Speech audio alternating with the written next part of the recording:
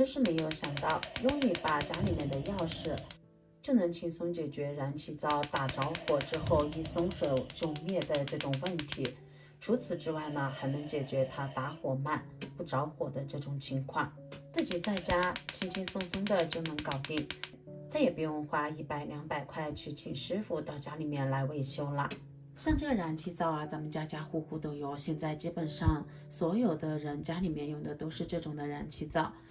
刚买回来的时候特别的好用，各个方面也特别灵敏，火一打就着。而现在呢，往往会出现打不着火，或者是打着火之后啊，一不小心一松手，火就灭了的这种情况。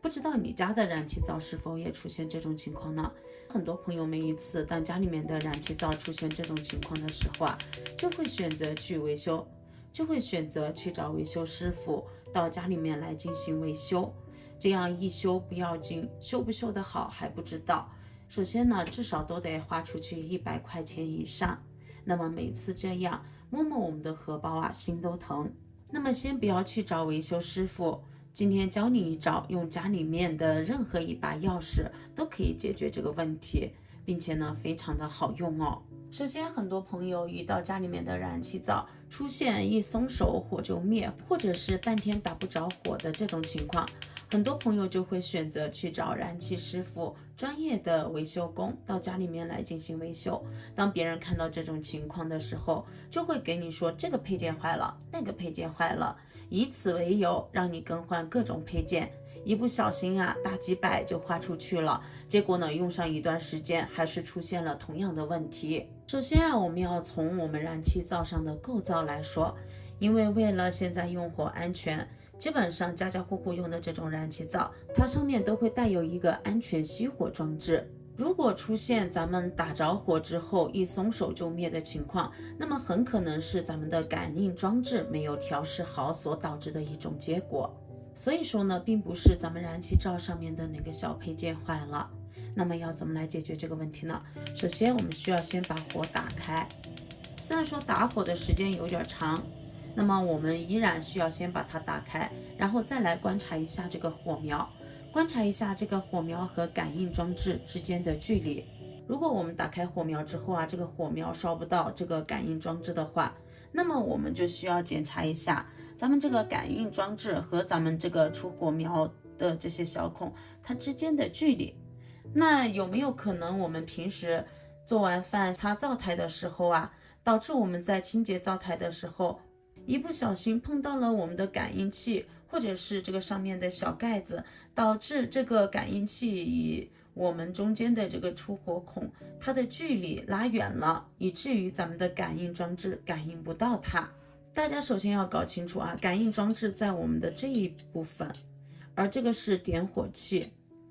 当我们点着火之后啊，当感应装置感应到了火花的时候，它就会砰的一下燃烧起来。但如果当我们的这个点火装置和我们的感应器它中间的距离离得过远了的时候，那么这样一来就会导致我们出现打火困难、打火时间比较长的这种情况，或者是好不容易出现打着火的这种情况，咱们一松手啊，这个火就灭掉了。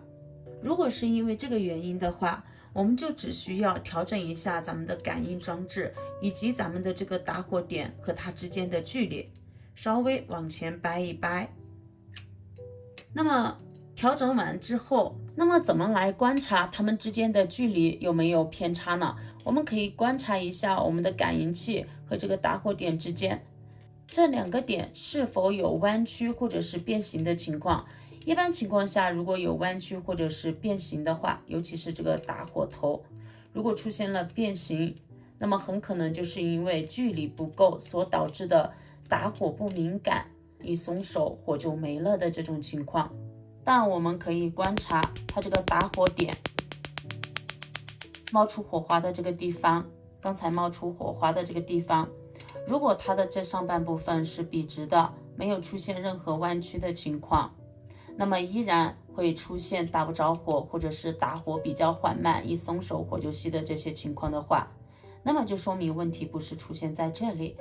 这个时候我们就需要检查一下咱们燃气灶下面的这些装置了。那么这个时候我们就要看一下燃气灶下面的这个风门开关了。一般情况下，咱们底部进风的这种燃气灶都有2个金属开关片，左边的这个金属弹片主要是控制咱们上面打火点，也就是上面小火盖的火苗的风门开关。如果真的是因为咱们上面小火盖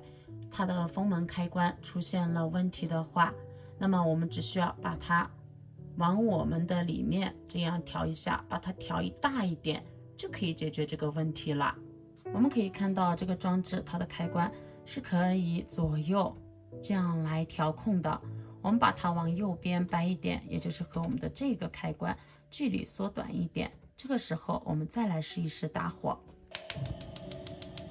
虽然说这个时候打火的速度还是有点慢，但是明显比刚才要好许多。看一下，基本上在1秒钟之内，这个火苗就能着到，而且打出来之后啊，这个火苗的颜色是这种蓝绿色的。由此可见啊，我家的这个灶台出现打火缓慢，或者是打不着火，又或者是一松手火就灭的这种情况，看来问题就是出现在了刚才我们燃气灶下面的那2个金属弹片上面了。那如果你家的金属弹片也像我家一样这样调整过后，那么火苗依然打不到我们的感应器上面的话，那么就可能是问题没有出现在这2个方面上，我们就还要继续寻找它的根源，它的问题所在。那么这个时候我们就需要排除一下，是不是咱们这个燃气灶下面装的干电池基本上处于没电的一个状态了。如果咱们的干电池基本上电量快没有了的情况，也容易出现打不着火或者是打火缓慢的这种情况，只需要把里面的电池换掉就可以解决。如果我们换了电池之后，还是感觉打火不顺畅，一松手火就灭的这种情况，那么我们就还要进一步排查原因。那么这个时候就有可能是我们燃气灶上面的这些孔洞，也就是中心火圈。我们可以看到这些火圈上面有许许多多的小孔，还有咱们的这个打火点上面的打火小帽子，这个小铁帽。那么很有可能是平时我们在做饭的过程中，尤其是炒菜啊、煲粥的时候，有一些油渍还有一些汤渍留下来，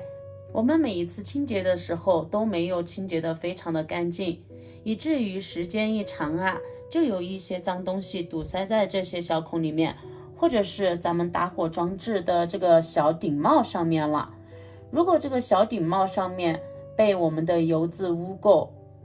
完全覆盖掉，那么也会导致打火不灵敏的这种情况出现。那么打火不灵敏的话，就会导致咱们刚才所说的一系列问题。这个时候怎么办呢？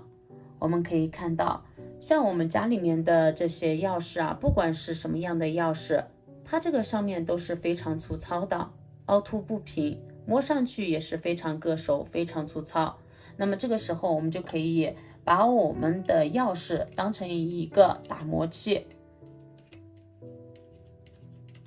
在这个打火点的小帽子上面来回的刮一刮。我们可以看到这个小帽子刚才非常黑，被我们刮了几下之后，本来的颜色慢慢的就出现了。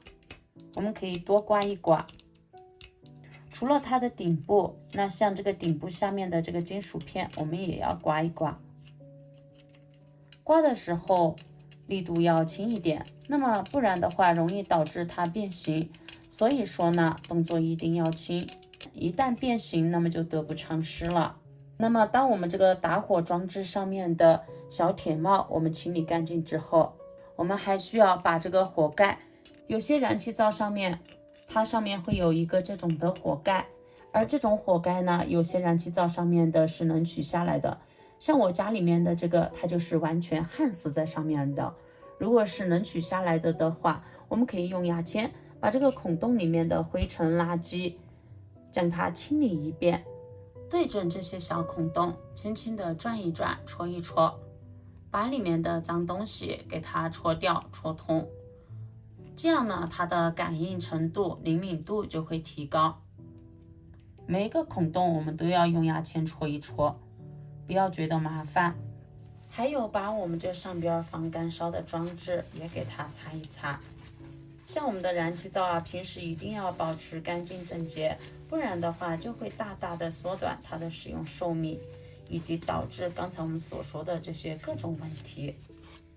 这些小孔全部清理掉后，我们现在再用钥匙把右面的这一个金属针也给它轻轻的刮一刮，将表面的污渍油垢都刮下来，将它清理一遍，这样它的灵敏度也会变高。那么你知道这个小针是什么吗？知道的朋友可以在评论区留言哦。像这样呢，我们就已经清理得非常干净了，下面该排除的问题都排除了。这个时候我们再来试一下打火，看一下我的手来按按钮，轻轻一按，我们的火快速就被打着了，可以说是在1秒之内被打着的，非常的快速。由此可见啊，这些方法真的非常的管用，而且火苗也是呈这种蓝绿色的。所以说啊，以后咱们家里面的燃气灶出现打不着火，或者是一松手火就灭，或者是打火缓慢的这些情况，那么一定要把家里面的钥匙利用起来。如果把我们的钥匙利用起来，以及刚才给大家分享的所有的方法，咱们都挨个试了个遍，依然没有任何的改变，没有任何的好转的话，这个时候我们再去找维修工来进行查看维修也不为迟。那么也希望今天的分享能对你有所帮助。学会了今天的这些技巧之后啊，希望咱们家里面的燃气灶遇到各种各样的问题，我们自己在家也能轻松的解决，再也不花冤枉钱。喜欢我的视频记得点赞关注加收藏哦。那么本期的视频分享就到这里了，咱们下期视频再见，拜拜。